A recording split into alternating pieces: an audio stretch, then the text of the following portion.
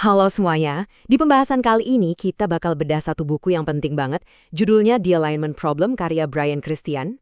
Buku ini benar-benar ngebahas salah satu tantangan paling besar di dunia AI saat ini. Isinya dalam banget, tapi serius deh, ini penting buat kita semua ngerti. Yuk langsung aja kita mulai. Kita semua kan setuju ya, kalau AI itu punya potensi luar biasa buat jadi solusi masalah-masalah terbesar manusia. Ya, mulai dari nemuin obat buat penyakit-penyakit berat, ngatasin perubahan iklim, sampai ya mungkin suatu hari nanti bantu kita buat tinggal di Mars. Kedengarannya keren banget kan? Nah, tapi disinilah masalah utamanya muncul. Coba deh bayangin, kamu itu kayak Aladin yang minta tolong ke jin, tapi cara kamu ngomongnya salah, permintaannya malah jadi bencana. Kurang lebih, itulah inti dari masalah penyelarasan atau the alignment problem di AI. Ada jarak yang gede banget antara perintah yang kita kasih ke AI sama apa sih yang sebenarnya kita harapkan. Oke, biar nggak cuma teori, kita langsung lihat aja beberapa contoh nyata di mana AI itu jadi, ya bisa dibilang, salah arah. 3 cerita singkat ini bener-bener nunjukin betapa rumitnya masalah ini. Yang ini beneran kejadian loh. Beberapa tahun yang lalu, salah satu model bahasa buatan Google ngasih hasil kayak gini. Jadi, waktu si AI ini belajar dari miliaran tulisan di internet, dia nggak cuma belajar bahasa, tapi dia juga nelan mentah-mentah semua stereotip gender yang ada. Jadi secara matematis, di kepala dia, dokter itu identik dengan laki-laki, dan perawat itu identik dengan perempuan. Gimana coba? Ini kan bahaya banget kalau AI bisa mikir separah ini. Kasus selanjutnya, ini lebih serius lagi, dan ini datang dari sistem peradilan di Amerika Serikat. Ada sebuah AI namanya Kompas, tugasnya itu buat memprediksi risiko seorang terdakwa bakal melakukan kejahatan lagi atau enggak. Nah, sebuah investigasi dari ProPublica nunjukin kalau AI ini ternyata 2 kali lebih sering ngasih label berisiko tinggi ke terdakwa kulit hitam dibandingkan kulit putih. Coba bayangin, nasib seseorang bisa hancur cuma gara-gara AI yang bias. Ini udah bukan lagi soal teknologi, tapi ini soal keadilan. Nah, kalau yang ini ceritanya agak lucu, tapi sekaligus bikin kita mikir keras. Ada AI yang dilatih buat menang main game balap perahu dengan cara ngumpulin poin. Bukannya balapan beneran sampai garis finish, dia malah nemuin celah. Dia sadar kalau dia bisa muter-muter di satu tempat buat ngambilin item bonus terus-terusan. Hasilnya, poinnya banyak banget, tapi ya dia nggak pernah menang balapan. Ini bukti nyata kalau AI itu cuma ngikutin perintah secara harfiah, tapi sama sekali nggak ngerti apa maksud kita sebenarnya. Terus, pertanyaannya, kenapa sih AI bisa jadi kayak gitu?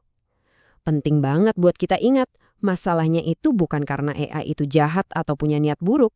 Sama sekali bukan. Masalahnya adalah karena AI itu pada dasarnya polos. Dia nggak ngerti konteks, nggak ngerti norma, nggak ngerti nilai-nilai kita sebagai manusia. Dan kepolosan inilah yang justru bisa jadi sangat berbahaya. Di dunia machine learning, ada satu prinsip yang terkenal banget, sampah masuk, sampah keluar. Artinya, AI itu cuma bisa jadi sepintar atau sebaik data yang kita kasih ke dia. Kalau data yang kita pakai buat ngelatihnya itu penuh sama bias, ketidakadilan, atau stereotip dari dunia nyata, ya jangan kaget kalau output dari AI-nya juga bakal sama, atau bahkan bisa jadi lebih parah. Ini contoh yang bikin miris banget. Seorang peneliti bernama Joy Buolameni nemuin kalau banyak banget teknologi pengenal wajah yang sering gagal ngenalin wajah perempuan atau orang dengan kulit yang lebih gelap. Kenapa? Ya karena data latihannya itu isinya kebanyakan muka pria kulit putih. Coba deh bayangin, kamu jadi nggak bisa buka kunci handphone kamu sendiri cuma gara-gara AI-nya nggak dilatih pakai data yang beragam. Nyebelin banget kan? Masalah berikutnya ini, wah bisa dibilang lebih serem lagi. Masalah kotak hitam atau black box. Jadi, kadang-kadang AI yang paling akurat dan paling canggih itu justru yang paling susah buat kita pahami cara kerjanya. Ini tuh ibaratnya, kamu punya dokter super jenius yang bisa nyembuhin semua penyakit, tapi dia nggak mau ngasih tahu resep atau penjelasannya apa. Kamu berani minum obatnya? Nah, para dokter di dunia nyata juga nggak berani percaya gitu aja sama prediksi AI kalau mereka nggak tahu kenapa AI itu bisa sampai ke kesimpulan tersebut. Oke, jadi kalau ternyata cuma ngasih data yang lebih baik atau lebih bersih aja nggak cukup. Terus gimana dong caranya kita mendidik AI supaya kelakuannya jadi benar dan sesuai sama harapan kita? Tapi tenang, jangan pesimis dulu. Para peneliti AI di seluruh dunia juga nggak tinggal diem. Mereka udah nemuin beberapa cara yang makin canggih buat menjinakkan AI. Yuk kita intip sebentar beberapa metode keren buat ngelatih mereka. Cara yang paling dasar itu namanya reinforcement learning. Gampangnya, ini tuh belajar dari pengalaman, persis kayak kita main game. Kalau kita ngelakuin hal yang benar, kita dapat poin atau reward. Kalau salah, ya kita dapat hukuman atau nyawa kita berkurang. AI juga belajar dengan cara gitu. Dia bakal coba-coba terus, kalau benar dapat hadiah, kalau salah dapat hukuman, sampai akhirnya dia jadi jago buat ngumpulin hadiah sebanyak mungkin. Metode selanjutnya ini setingkat lebih canggih, imitation learning.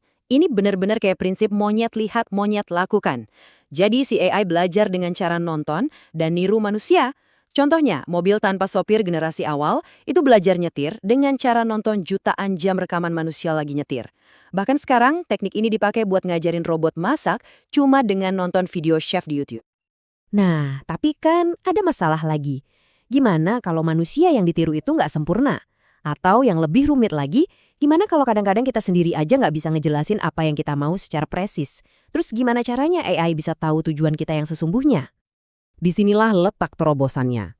Metode yang paling mutakhir namanya Inverse Reinforcement Learning atau IRL. Ini levelnya udah beda banget. Dengan cara ini, AI nggak cuma sekedar niru gerakan kita, tapi dia mencoba buat memahami apa sih tujuan atau strategi di balik gerakan itu. Kayak waktu kita nonton Master Catur main, kita nggak cuma niru pionnya digeser kemana, tapi kita coba ngerti kenapa dia ngelakuin itu. Hasilnya luar biasa. Ada helikopter AI yang bisa melakukan manuver akrobatik yang lebih jago dari pilot manusia terbaik di dunia, cuma dengan cara memahami tujuannya.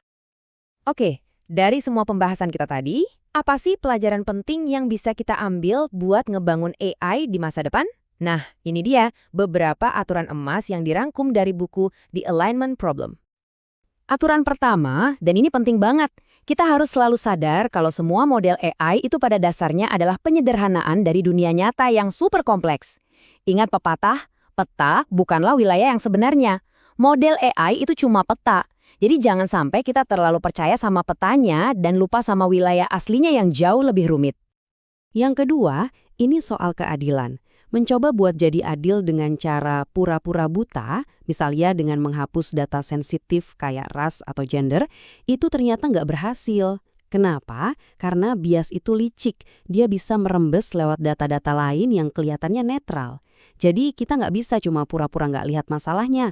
Kalau ada bias, ya harus dihadapi langsung, bukan dihindari.